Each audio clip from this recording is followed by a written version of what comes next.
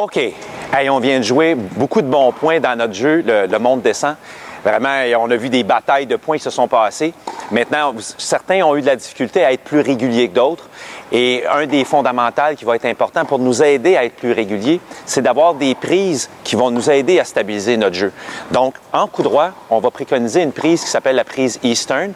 Pour y arriver, on suggère que la main puisse glisser sur le tamis, sur le manche. On va avoir la jointure et la partie du gras de la main ici qui sera sur le côté du manche.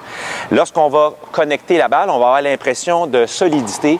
La paume de la main est vraiment en arrière du manche, ce qui nous donne une impression vraiment de bras solide en arrière.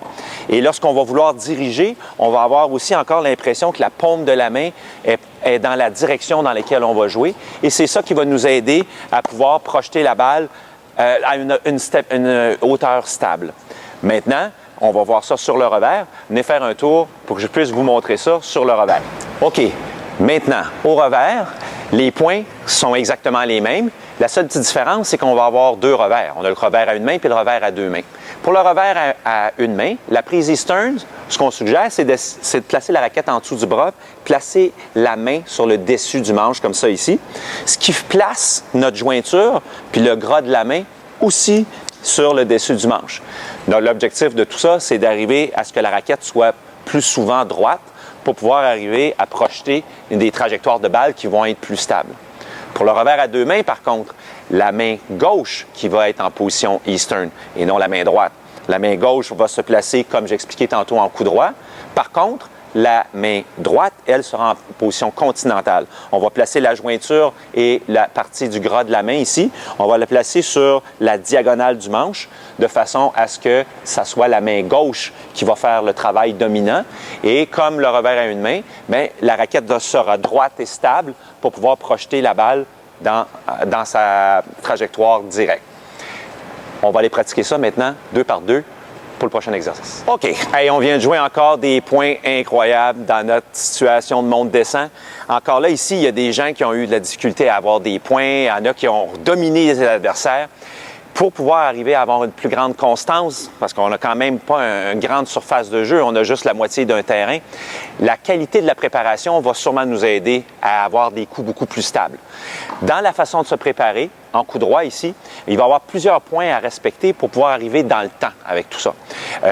Une des façons d'y arriver, c'est de s'assurer à ce que notre position de corps, position des pieds, soit de façon à ce qu'on soit placé à côté de la balle. Donc, on va s'orienter dans cet axe-là lorsqu'on va jouer. L'autre point qui est important, c'est que lorsque la balle arrive, il faut que je me prépare pour jouer. Donc, il faut que j'arrive à placer mes épaules aussi dans cet axe-là pour pouvoir frapper, tout en amenant la raquette en arrière. Donc, ces 3 points-là doivent être faits avant que la balle touche le sol. Donc, la balle, elle s'en vient, je me place les pieds, les épaules, la raquette. Les 3 sont faits avant le bond de la balle. Ce qui fait que si j'ai les 3 ensemble, je devrais arriver à avoir à temps mon impact pour pouvoir être plus régulier. On va aller voir ça maintenant au revers. OK, on s'en vient sur le revers, c'est exactement la même chose. Les points sont les mêmes. Il s'agit de positionner de côté de façon à ce que la balle soit à côté de nous comme ça, avoir l'orientation des épaules de côté et la raquette derrière. Et tout ça doit être fait avant que la balle touche le sol. Fait que la balle, elle s'en vient, position des pieds, position des épaules, raquette en arrière, ce qui nous aidera à arriver à temps pour maintenir le point d'impact en avant. Que ce soit un revers à une main ou un revers à deux mains, la même chose. Les 3 mêmes points sont atteints avant le bond de la balle, prêts avant le bond de la balle, ce qui fait que je peux arriver à temps pour frapper mon coup. Ça vous tente d'aller pratiquer ça maintenant? 2 par 2, on y va. Quel match encore qu'on vient de jouer ici dans notre monde descend. Vraiment, il y a des joueurs qui s'en viennent incroyables. Ils commencent à être beaucoup plus réguliers. Et si on veut continuer à battre des joueurs par la constance, il va falloir trouver d'autres moyens pour y arriver. Une autre façon d'y arriver, c'est d'être plus stable dans nos impacts. C'est ce qui va faire qu'on va augmenter nos chances d'y arriver. L'impact dans l'espace, on ne peut pas frapper ça n'importe où. Okay? Il faut s'imaginer un peu comme une genre de petite boîte ici, là. Et cette boîte-là, pour frapper des coups droits, elle va être à peu près à la hauteur de la ceinture. Et maintenant, on ne veut pas que l'impact soit trop loin en avant, qu'elle soit trop loin en arrière ou trop sur le côté. On veut que la balle soit dans cette région-là, de façon à augmenter nos chances pour pouvoir frapper. Donc, si on place la balle ici, la balle sera juste légèrement en avant du pied qui frappe pour pouvoir arriver à stabiliser notre frappe.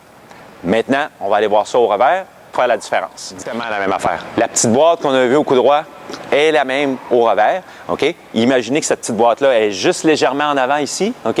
De façon à maximiser nos chances. La balle, elle ne doit pas être frappée trop en avant, trop en arrière. Pas une distance inconfortable, juste être juste à proximité de nous. Et en ayant cette stabilité-là, ça va juste augmenter nos chances de pouvoir projeter la balle toujours à la même place. Maintenant, on va se placer 2 par 2. On va aller pratiquer ça. Hey, on vient de jouer encore un paquet de bons points. OK? Notre monte descend, il s'en vient de plus en plus efficace. OK? Et si vous avez constaté, à certains moments donnés, on manquait peut-être un peu de précision dans nos coups. Donc, il faut juste faire une petite comparaison parce que dépendamment de comment on frappe la balle, on va peut-être avoir plus de chances d'une technique ou dans une autre technique. OK? Il y a des joueurs qui vont avoir des techniques qui sont un peu plus circulaires et il y a des joueurs qui ont des techniques un peu plus linéaires vers l'avant. Okay? La différence entre les deux, c'est que ça va nous donner un corridor de frappe qui est plus avantageux dans un cas versus dans l'autre. Un corridor de frappe, ça s'explique un peu comme ça. C'est que, imaginons que lorsqu'on frappe, c'est comme si on était capable de frapper 3 balles de suite, comparativement à une technique circulaire où on en frapperait probablement juste une.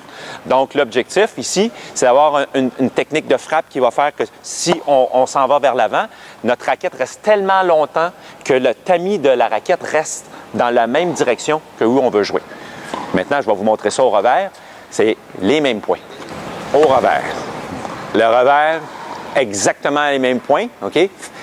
Faire la différence entre un mouvement qui va être beaucoup plus circulaire. On voit ça souvent sur les joueurs qui ont des revers à 2 mains, par contre. Et une technique où le coup va s'en aller un peu plus vers l'avant. On appelle ça un peu plus linéaire. On va s'imaginer qu'on va frapper 3 balles de suite pour avoir un tamis qui va rester droit un peu plus longtemps afin d'augmenter nos chances de jouer vers l'avant. Donc, ça ressemble à ceci pour le revers à 1 main. Et le revers à 2 mains, qui va être une technique un peu plus allongée. Et après ça, il va y avoir une rotation. Maintenant, on va essayer ça dans le prochain exercice, à 2 par 2. Donc, placez-vous 2 pour pouvoir faire l'exercice. OK. Hey, on vient de jouer toute une série de points encore là, dans notre monde descend. Là, on voit qu'il y a des gens qui commencent à être plus audacieux, ils commencent à faire bouger les adversaires de plus en plus. Maintenant, un des fondamentaux qui est hyper important, OK, ça sera d'être prêt dans une position où on va pouvoir jouer l'ensemble de tous les coups. On a notre position de départ qui est ici, et des fois, notre adversaire va nous amener pas très loin de cette position-là, qui fait que avec 1 ou 2 petits pas chassés, je suis pas mal en position stable vis-à-vis mon adversaire. Mais des fois, il va nous envoyer beaucoup plus loin, qui va faire que je vais avoir besoin de revenir plus énergiquement dans la même position de départ. On va voir ça maintenant au revers. Bon, au revers, c'est exactement le même concept.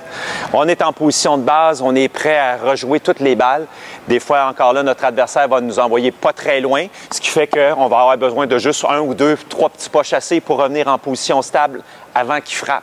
Des fois, par contre, il va vous amener pas mal plus loin, ce qui fait que vous allez avoir besoin d'un peu plus pour pouvoir arriver à revenir dans le temps en utilisant des pas croisés et des pas chassés. Maintenant, on va se placer dans une situation où on va vraiment se faire brasser.